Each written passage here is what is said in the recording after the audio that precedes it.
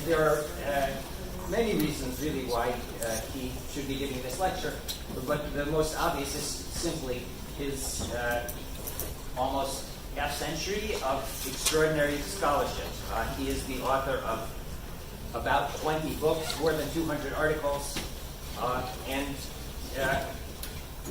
I thought we should begin this in a sort of informal fashion by my recalling when I first met Zholkovsky, because he doesn't remember, but it was at an AATSEEL. He is beyond remember. It was at an AATSEEL meeting, and in fact it was one of the very first I attended, and I was a sort of newly minted assistant professor, sort of trying to mind my own business and not be noticed, and I was at the book exhibit, and I looked up, and there was Zholkovsky, who I recognized, and I knew at that point, I think, only as the author of an extremely formidable essay on Yavas Lubil, which I had been forced to read in graduate school. And I sort of was somewhat intimidated, and to my utter shock, he turned to me and said, "Come over here." And I thought, so the first thing I did was look behind me. Signaling to, but I was the only one there, so I realized that he must be speaking to me. So I said, "Oh yes, here I am," and he said, he was at the table with the books, and he said, "You really need to read this book. It's extremely interesting." And I thought, So I looked down, and it was his book.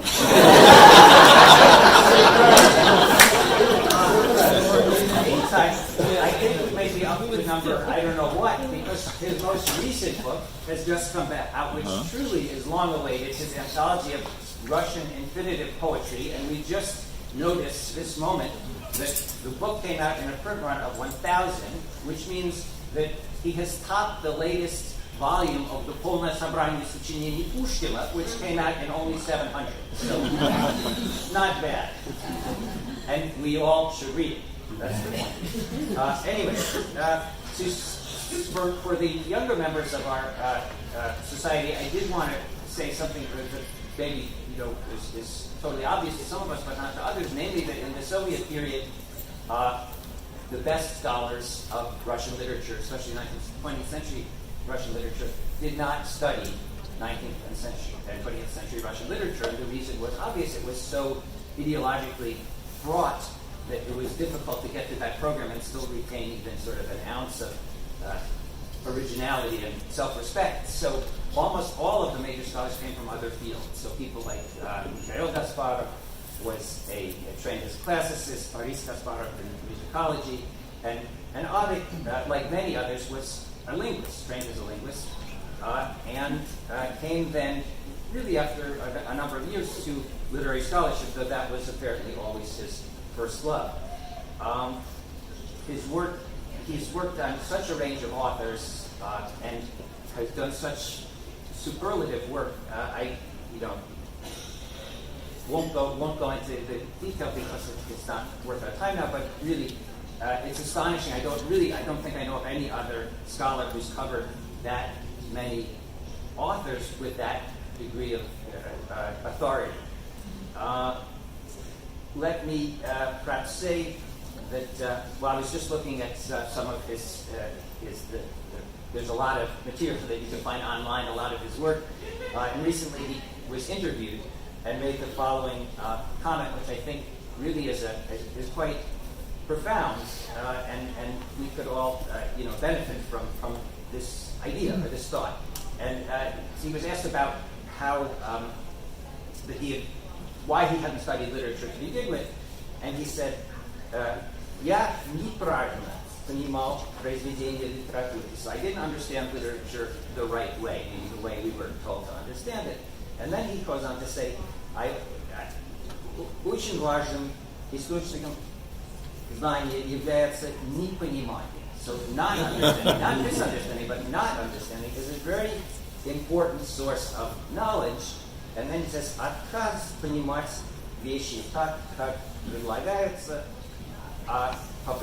попытки понять их по-своему. So not to understand things as you're sort of told to understand them, but rather to look at them in your own way. And I think that's really been a guiding principle for all of his scholarship. I might also notice that I think it's that clearly the position of Ivan Vasilyevich, the protagonist of the Tolstoy story After the Ball, which I think has written an absolutely brilliant analysis of, and throughout his career is really astonishing the way he's taught us to see things anew. So maybe I'll leave it at that and just introduce the topic for today, which is, as you can see, linguistics and poetics and some other smoldering issues of literary analysis and auto-heuristic study.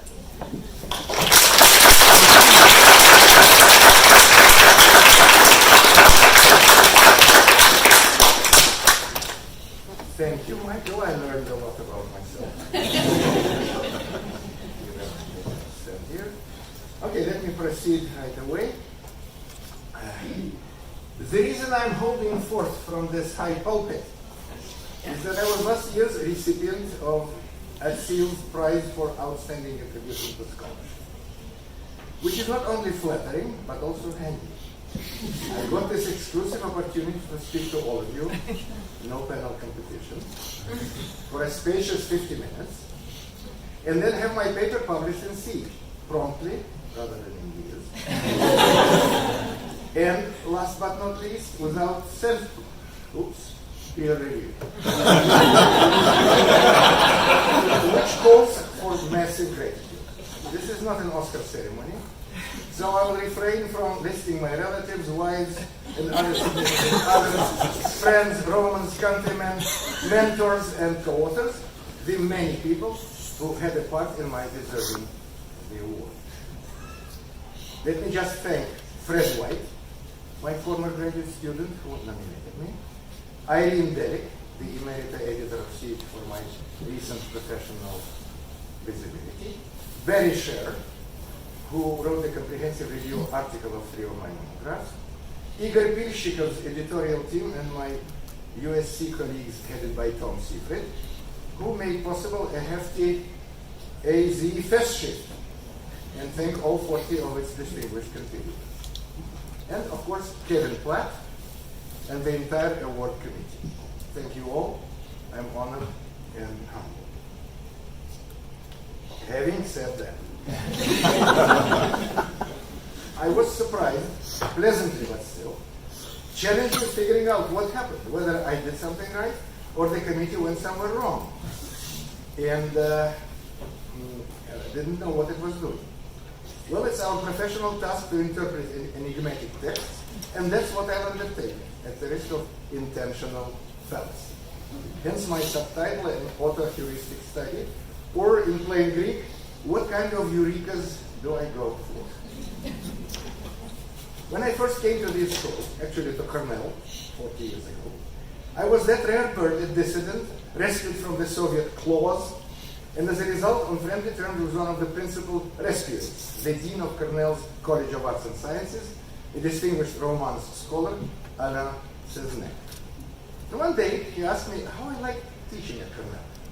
I said I loved it, but was surprised to discover that I preferred my undergraduate classes to graduate seminars, contrary to what I had expected looking from Russia. Small wonder, said he. Just think who your undergraduates are. They are a cross-section of the student body of our Ivy League school. Future lawyers, doctors, businessmen, the cream of the nation. And your average students? People who have settled in advance for the miserable $20,000 as their first annual salary. Where in 1980. All they care about is taking notes in class in order to become a pale copy of you. A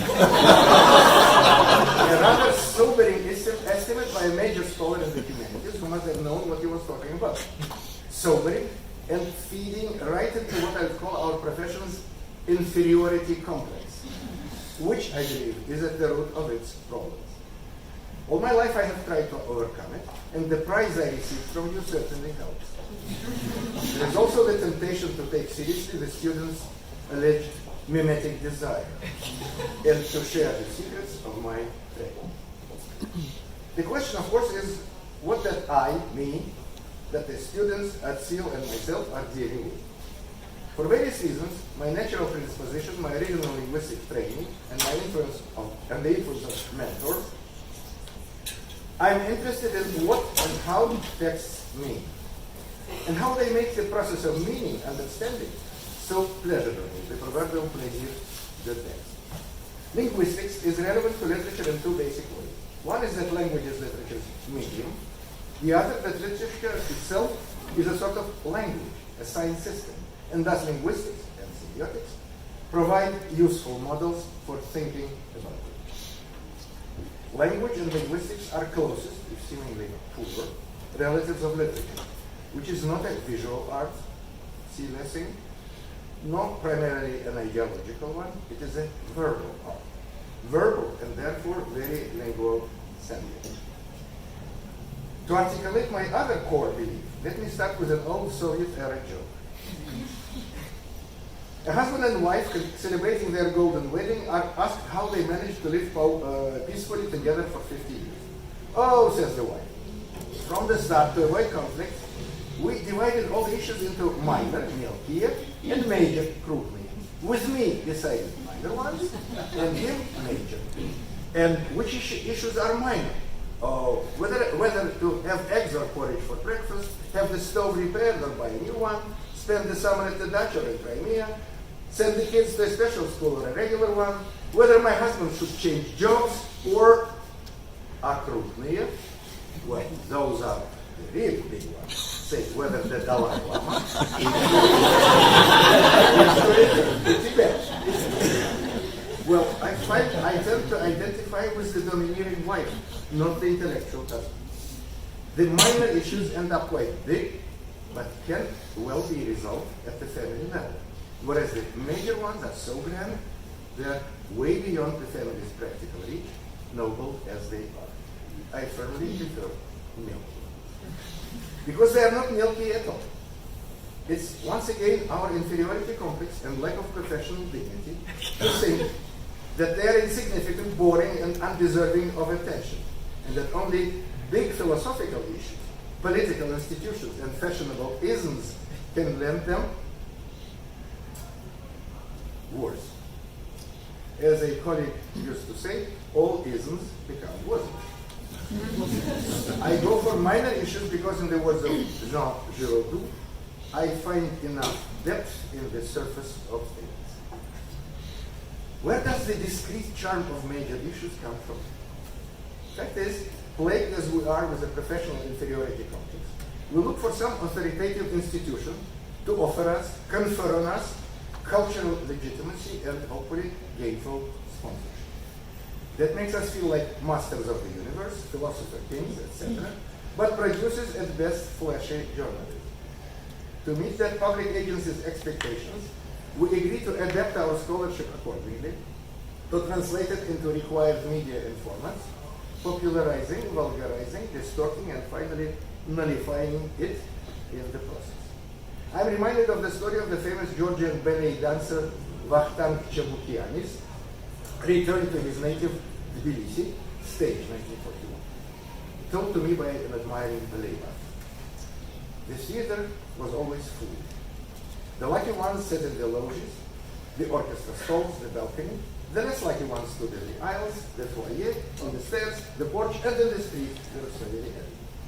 And every time Chabukiani performed a masterful leap, the applause rippled from the hall to the foyer, to the stairs, and into the street, in a process of gradual translation into ever vaguer terms, which testified to an incredibly high level of the artist's success. But what were the people in the street actually saying by their applause? Basically, wow. I prefer the professional spot in the front row, working like a Hemingwayan torero, close to the booth. Minor issues are those we can treat professionally. As Roman Jakobson famously wrote 100 years ago, the object of science, of literature, is literariness. Literary scholars have preferred to act like the policeman who intended to arrest a certain person would seize any and all person who chanced into the apartment, as well as those who passed along the street. They used everything: anthropology, psychology, politics, philosophy. Instead of a science of literature, they created a conglomeration of homespun disciplines. Let me turn to some specific literary cases from my experience. Way back at the dawn of our philological youth, my friend and future, now late author, Yuri Shilov, challenged me to solve an elementary problem in poetics, to state what all quatrains of Alexander Vertinsky's Маленькая ballerina had in common. The text, lyrics co-authored by Natalia Gorshkov, had in common. The song tells playfully the tear-jerking story of a poor ballet dancer's romance with the king, the queen's jealousy, and the dancer crying at night into her pillow while her sick mother mends her costume. I failed, and all the more poignantly learned the lesson. I did, of course, realize that the above paraphrase of the plot, the surface structure, was not the answer. The answer I didn't find was the hidden, in a rather plain view, invariant. That concept had yet to be introduced into our scholarship, of the 7 quatrains. Eloquent muteness. Not a word is uttered by the characters. The poem only features their gestures, facial expressions, and tears, echoing the repeated auto-meta-poetic lines about the heroines being всегда нема, and the pantomimas telling it all better. Meta-poetic and meta-linguistic, as it's all about the non-use of language, the famous synecdoche. Therein lies the secret, the deep structure of the text, and failure to pinpoint and formulate it can't be compensated by coming up with any amount of big data about the history of dancing, royal patronage of ballet, economic conditions of dancers, etc. Because that would mean failing, as I have failed, at the basic professional test of a literary scholar. That is a specialist in tropes, meters, story, discourse, intertextuality, theory of parody, but not philosophy, climatology, or quantum mechanics. I am curious about what is there in the text and may only appear minor if I neglect looking for it or am incapable of noticing and seeing it for the exciting thing it is. Signs all that I might be in the wrong profession. Turning to a more prestigious example, here is Pasternak's and Yuri Zhivago's Ветер, wind. In the beginning, it features a puzzling irregularity of rhyme. A жива, B плача, C дачу. I'm sorry. A жива, B плача, B дачу. Yeah. We then expect A, va, but get in line 4 a new rhyme. C, отдельно. Why such a strange sequence? The answer is that this unmatched, separate, lonely rhyme, the Russian is хвостая, is supplied by the word отдельно, separate, whose meaning thus gets iconized. A minor thing. But as is usual with minor issues, not all that modest. The separate pine tree reverberates with the famous Heine, Lermontov, and Tüchev northern Sasna, pining away for the distant and equally lonely southern palm tree. That is intertextual. While intratextually, the separateness of the tree and of the rhyme is promptly overcome. The wind goes on to rock all the trees without exception, полностью все дерева. These дерева provide the missing rhyme A, while the initially separate rhyme C, in Elna, takes effectively over and thus transcends its separateness. It appears 4 more times and concludes the poem. At the same time, the wind, which metaphorically represents the deceased speaker, Yuri, finds words of lullaby consolation for the pine tree, the poem's addressee, Lara. And all this in the spirit of the unity of the world, Pasternak's central invasion. Incidentally, this milky but crucial trifle eluded 6 of the 7 translations of the poem into English that I studied.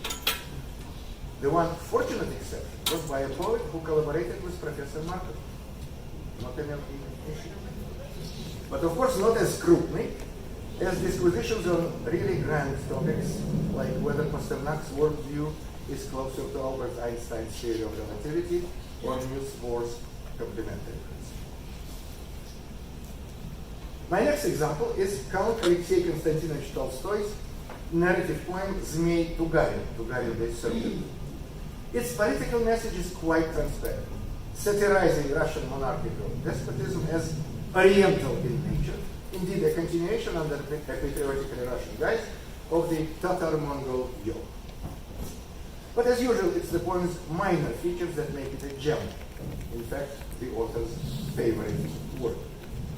The devil is, as usual, in the details. First off, it's the poem's master trope.